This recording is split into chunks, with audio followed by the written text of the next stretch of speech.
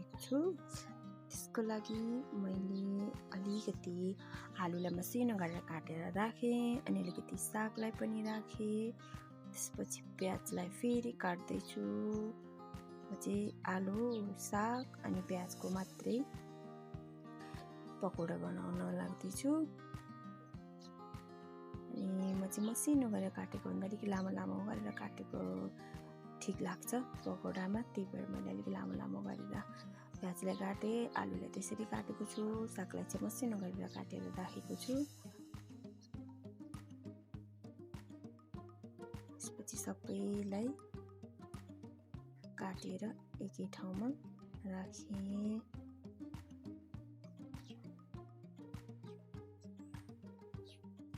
त्यसपछि अलिकति हल्दी राखेँ। हामी चाहिँ अरू धुलो मसलाहरू त्यस्तो केही पनि घरमा युज नगर्ने भएको कारणले मैले मसलाहरू केही पनि राखिनँ। बेसार नुनहरू मात्रै राखेर बनाउँदैछु सादा तरिकाले। मैले अलिकति टिमुर चाहिँ राखेँ। टिमुर पिसेर राखेको थिएँ, टिमुर राखेँ। अलिकति फेरि नुन पनि राखेँ। मजाले नुन बेसारहरू भित्रसम्म लागोस् भनेर मजाले मुछ्दैछु म चाहिँ।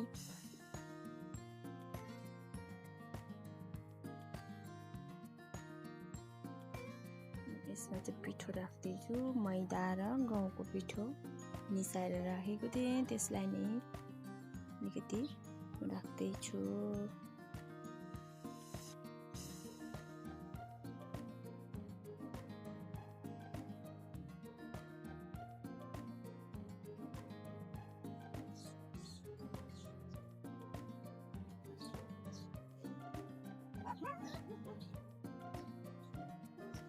यसलाई मजाले मुछेर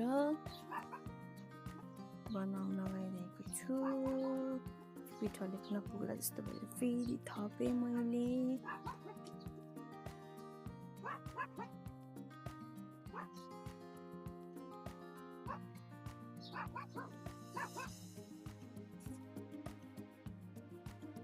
त्यसपछि रेडी भयो पकौडा बनाउँदैछु म।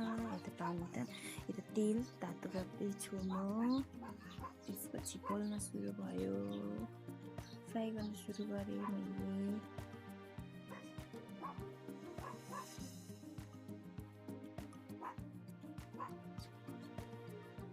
त्यसपछि मैले यताउता पल्टाउँदै क्रन्ची नभएसम्म फ्राई गरिराखेको छु।